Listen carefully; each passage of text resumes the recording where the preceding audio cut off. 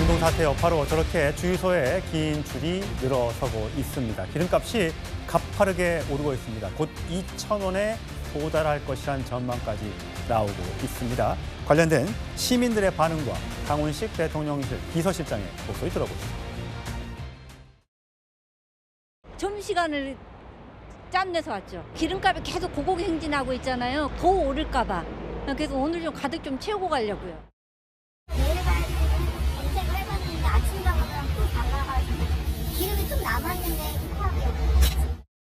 호르무즈 해협 통과가 필요하지 않은 UAE 내 대체 항만에 200만 배로 규모의 우리나라 국적 유조선 2척을 즉시 접안토록 하고. 자, 김남대는 국제 유가는 거의 90달러를 넘어섰다고 하고 우리나라의 휘발유 리터당 휘발유 값도 지금 서울 같은 경우에 오늘 오후 4시 기준입니다. 1,941원. 이제 2,000원대가 눈앞에 와 있는데 정부의 정책은 어떤 게 있습니까? 방금 앞서 발표한 것처럼 호르무즈 해협에 영향을 받지 않는 원유 수입량을 긴급하게 늘리는 것이 하나가 될 수가 있고요.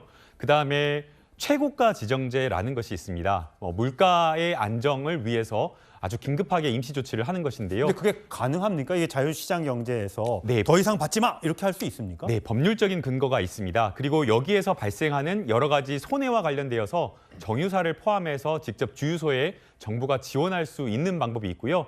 또 거기에 더해서 저희가 사고 있는 여러 가지 기름에는 유류세라고 하는 것이 포함되어 있는데 물가나 이런 부분에 있어서 탄력적으로 약 30%에서 한 50%까지는 유류세를 또 조정할 수 있기 때문에 만약 긴급하고 이러한 어떤 유류세 급등이 계속 지속된다라고 한다면 물가 안정적 조치를 위해서 이러한 어떤 정책들을 쓸 수 있다라고 생각이 되고요.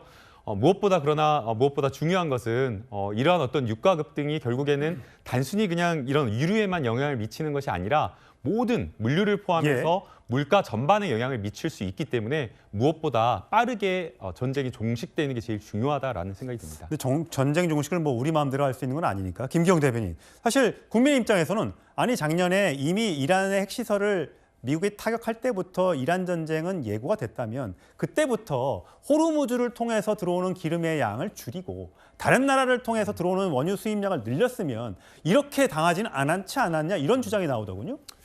아무래도 미국 입장에서 중동에 대한 어떤 지정학적 가치가 떨어졌습니다. 역설적으로 미국은 셰일 혁명을 통해서 중동산 원유에 대한 어떤 의존도가 낮아져 있습니다. 앵커께서 지적하신 것처럼 미국이 이란에 대한 어떤 공습을 할 것인가에 대한 가능성은 계속 점쳐져 왔습니다. 그렇다면 정부가 해야 될 것은 뭐냐면 회의를 통해서 주유소에 대해서 이렇게 가격을 담합하거나 아니면 시세 차익을 노리기 위해서 매점 매석하는 이런 부분에 대한 지적도 할 수 있지만 가장 중요한 건 이게 하루 이틀에 끝나지 않기 때문에 채널을 다변화하는 게 굉장히 중요합니다. 그렇다면 한미 동맹에 있어서 저번에 우리가 LNG 관련해서 1,000억 달러 한 얘기가 있거든요. 그렇다면 그 전에 이런 상시적인 위험성이 있다고 한다면 휘발유와 천연가스 관련해가지고 우리가 미국과의 관계 속에서 어떻게 예측 가능하게 그리고 상시적으로 할 수 있는 그런 채널을 하는 게 되게 중요합니다.